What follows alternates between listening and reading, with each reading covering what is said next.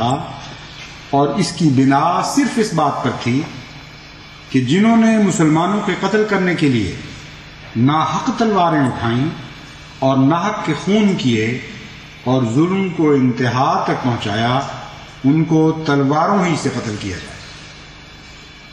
یہ ہے خلاصہ اس قرآنی تعلیم کا جس کا ذکر اس آیت کریمہ میں ملتا ہے جس کی میں نے خطبے سے پہلے تلاوت کی تھی۔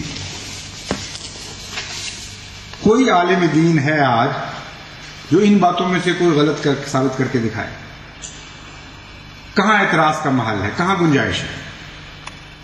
ایک جھوٹی، ایک فرضی بات حضرت مسیح موعود علیہ الصلوۃ والسلام کی طرف منسوب کر کے دیدہ دانستہ خود پڑھا ہوا ہے ان کتابوں کو، ان سے یہ سارے پہلو چھپاتے ہیں اور یہ ظاہر کرتے ہیں کہ حضرت مسیح موعود علیہ الصلوۃ والسلام کو انگریز نے جہاد کی تنسیق کے لیے کھڑا کیا تھا، اور اگر یہ نہ کھڑے ہوتے تو انگریز مارا جاتا، سارے مسلمانوں نے تباہ کر کے رکھ دینا تھا سلطنت انگریزیہ کو اگر حضرت مسیح موعود علیہ الصلوۃ والسلام منع نہ فرما جاتے۔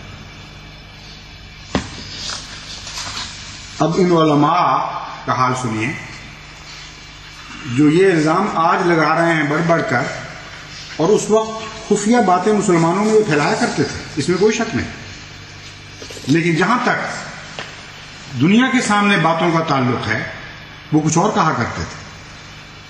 جہاں تک انگریزی حکومت کو اپنے عقائد سے آگاہ کرنے کا تعلق ہے، ان کی زبان بالکل مختلف تھی، ان کے عقائد بالکل کچھ اور نظر آتے ہیں۔ مولوی محمد حسین صاحب بٹالوی جو سب سے بڑے دشمن حضرت مسیح موعود علیہ الصلوۃ والسلام کے اور جہاد کے معاملے میں معترض، آپ لکھتے ہیں اشاعت السنہ جلد 9 صفحہ 10 پر ہے درج ہے، مفسدہ 1857 میں جو مسلمان شریک ہوئے تھے وہ سخت گناہگار اور بحکم قرآن و حدیث وہ مفسد و باغی بد کردار تھے۔ پھر فرماتے ہیں اس گورنمنٹ سے لڑنا یا ان سے لڑنے والوں کی خواہ ان کے بھائی مسلمان کیوں نہ ہو کسی نوع سے مدد کرنا صریح غدر اور حرام ہے۔ اشاعت السنہ جلد 9 صفحہ 10۔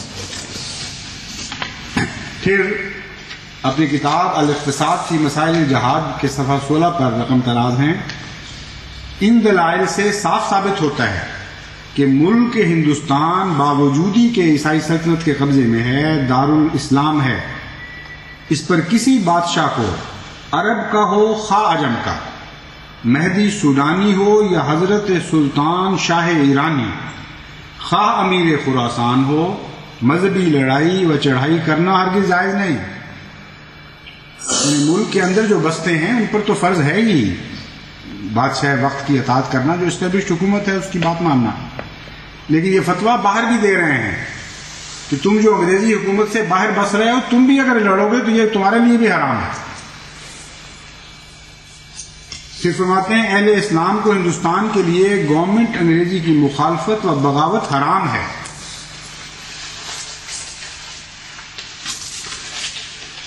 پھر فرماتے ہیں اس زمانے میں شرعی جہاد کی کوئی صورت ہی نہیں ہے، کیونکہ اس وقت نہ کوئی مسلمانوں کا امام موصوف بصفات و شرائط امامت موجود ہے۔ آج کہاں سے پیدا ہو گیا یہ امام؟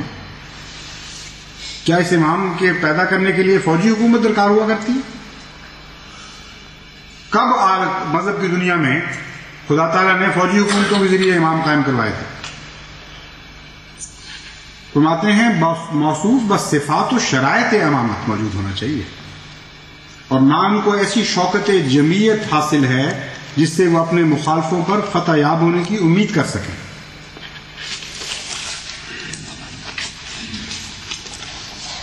سر سید احمد خان صاحب فرماتے ہیں 1857 کے غدر میں جو لوگ شریک ہوئے ان کے متعلق فرمایا کہ وہ ان لوگوں نے حرام زدگی کی اور کوئی بھی ان کا اسلام سے تعلق نہیں۔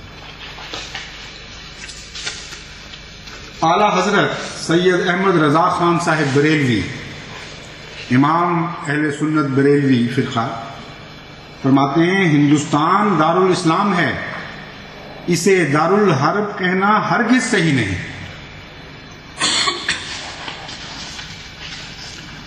حضرت سید احمد صاحب بریلوی شہید جن کے متعلق کہتے ہیں کہ انہوں نے جہاد کیا اور جہاد کے لیے وہ افغانستان کی طرف روانہ ہوئے اور سکھوں سے بھی لڑائی کی، وہ ایک دل ضرور تھا، وہ مقدس دل جس کے دل میں غیرت تھی مسلمانوں کی.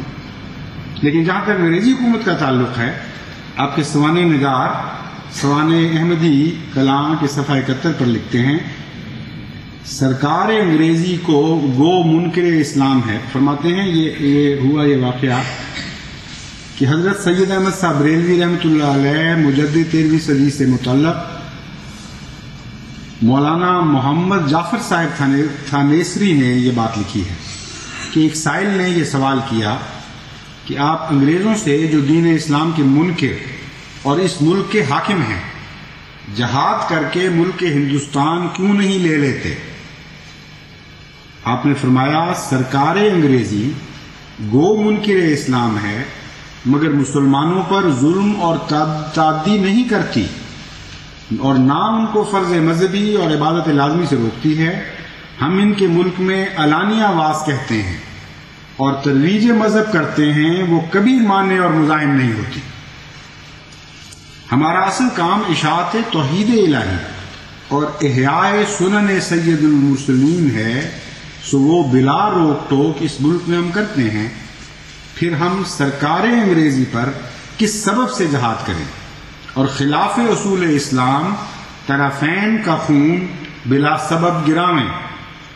یہ جواب باثواب سن کر سائل خاموش ہو گیا اور اصل غرض جہاد کی سمجھ گیا. مگر ان علماء کو جو آج بول رہے ہیں احمدیت کے خلاف، ان کو آج تک سمجھ نہیں آئی. مولانا شبلی نعمانی فرماتے ہیں رسول اللہ صلی اللہ علیہ وسلم کے عہد ذری سے لے کر آج تک مسلمانوں کا ہمیشہ یہ شعار رہا کہ وہ جس حکومت کے زیر سایہ رہے اس کے وفادار اور اطاعت گزار رہتے. یہ صرف ان کا طرز عمل نہ تھا بلکہ ان کے مذہب کی تعلیم تھی جو قرآن مجید، حدیث، فقہ سب میں کنایتاً اور صراحتاً مذکور ہے. مقالات شبلی جلد اول صفحہ 171. خواجہ حسن نظامی صاحب فرماتے ہیں جہاد کا مسئلہ ہمارے ہاں بچے بچے کو معلوم ہے. جب تک انگریزی حکومت تھی اس وقت بچے بچے کو وہی مسئلہ معلوم تھا جو حضرت مسیح موعود علیہ السلام فرمایا کرتے تھے. جس دن وہ حکومت گئی اس دن سے سارا مسئلہ ہی بدل گیا ہے. ہر بچے کو کچھ اور بتایا جا رہا ہے کہ ہمارے ماں باپ یہ کہا کرتے تھے. بچے بچے کو کیا معلوم ہے؟ فرماتے ہیں وہ جانتے ہیں کہ جب کفار مذہبی امور میں حارج ہوں اور امام عادل جس کے پاس حرب و ضرب کا پورا سامان ہو لڑائی کا فتویٰ دے تو جنگ ہر مسلمان پر لازم ہو جاتی ہے. مگر انگریز نہ ہمارے مذہبی امور میں دخل دیتے ہیں، نہ اور کسی کام میں ایسی زیادتیاں کرتے ہیں جس کو ظلم سے تعبیر کر سکیں، نہ ہمارے پاس سامان حرب ہے.